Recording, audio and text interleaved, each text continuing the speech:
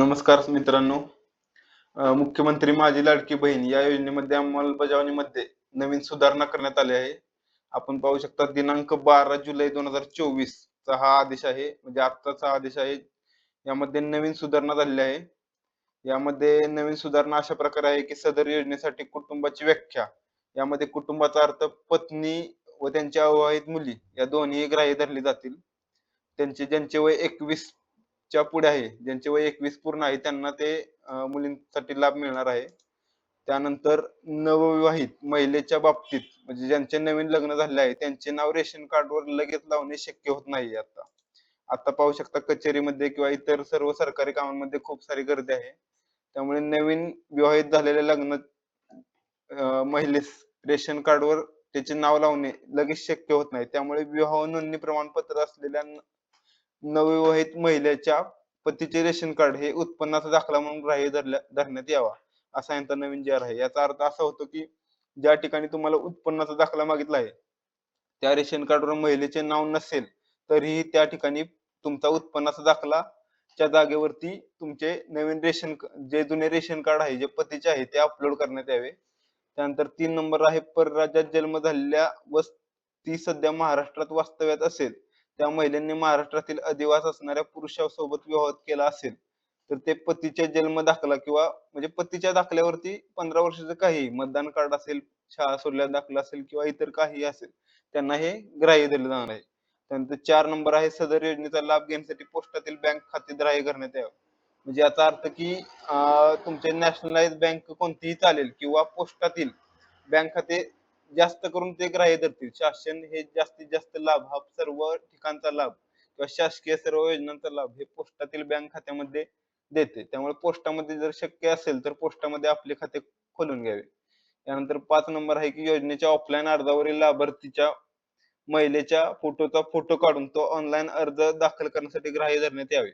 म्हणजे याचा अर्थ आहे की जो ॲपमध्ये जो फॉर्म भरताना लाईव्ह कॅमेरा ओपन होतोय, तो कॅमेऱ्यामध्ये जरी फोटो काढला, जो फोटो तुम्ही ऑफलाईन अंगणवाडी सेविकांना जो फोटो दिला आहे, त्याचा जरी फोटो काढून जरी दिला, तरी तो ग्राह्य धरण्यात यावा.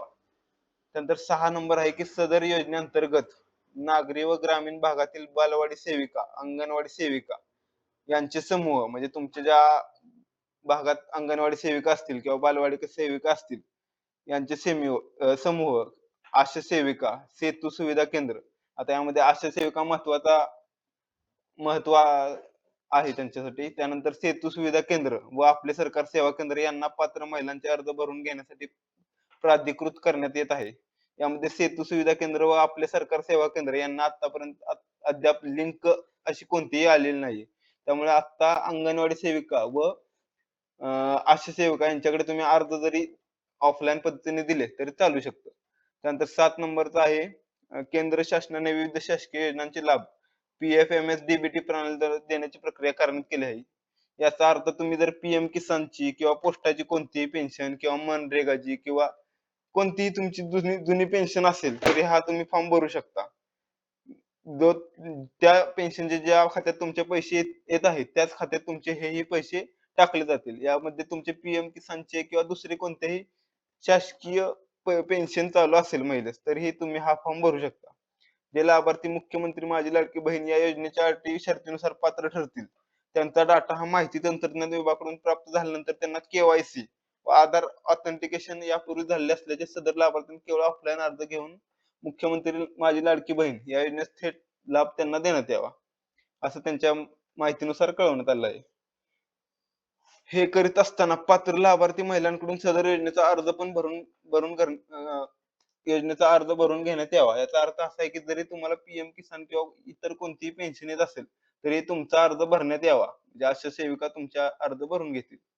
त्यानंतर 8 नंबरला असं आहे की गाव पातळीवर जे शासकीय कर्मचारी असतात, जेणेकरून ग्रामसेवक असतील किंवा कृषी सहाय्यक, तलाठी, अंगणवाडी सेविका, आशा सेविका, ग्राम रोजगार सेवक किंवा इतर सर्व ग्रामीण लेव्हलच्या स्तरावर जे शासकीय कर्मचारी असतात, त्यांच्या समितीने सदर योजनेसाठी गाव पातळीवर शिबिर आयोजित करून यामध्ये ऑनलाईन तसेच ऑफलाईन या दोन्ही पद्धतीने लाभार्थी नोंदणी करण्यात यावी.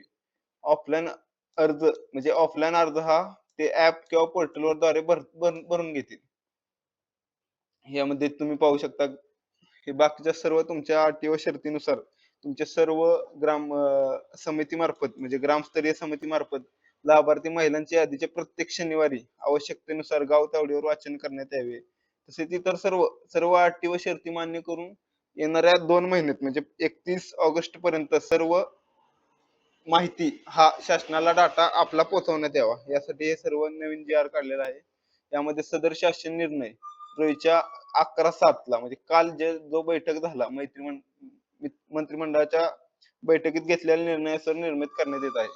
यामध्ये तुम्ही पाहू शकता की जेणेकरून तुमचा सर्व अर्ज हा भरला गेल्यानंतर त्याची छाननी ही 31 जुलैपर्यंत होणार आहे व 15 ऑगस्टला पहिला हप्ता तुमच्या खात्यावरती येणार आहे.